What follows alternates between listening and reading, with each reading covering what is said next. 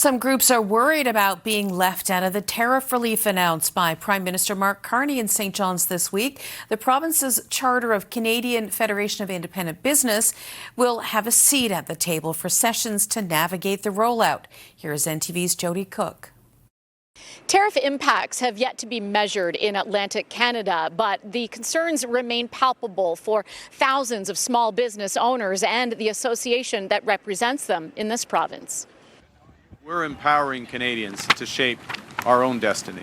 Well, of course, the announcement from the Prime Minister, there are a lot of details that we're still waiting to review to determine what type of impact it would have on industry. This week, the Prime Minister announced $80 million in relief for small and medium-sized businesses in Atlantic Canada, delivered through a COA. It's aimed at strengthening supply chains, but the trucking industry, for one, says it continues to be left behind, while fees are lifted for interprovincial travel on ferries and bridges. Once again, no relief mentioned for commercial fares. There's certainly a lot of concerns that are coming from businesses, in particular those in the trucking industry, that have some concerns that the federal government have fallen short to addressing the concerns that they've raised over the last number of years.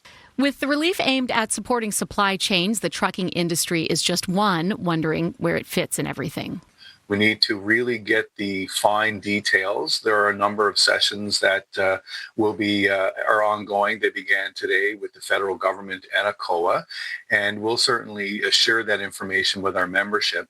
But any type of relief is very promising. However, not everybody is going to be able to avail of the monies that have been promoted by the federal government because of the direct markets in which the tariffs have had an impact on them. Jonathan Galgay of CFIB says the recent announcement may not be a one-size-fits-all approach for businesses and employees. But CFIB looks forward to the details during info sessions later this week. Jodi Cooke, NTV News.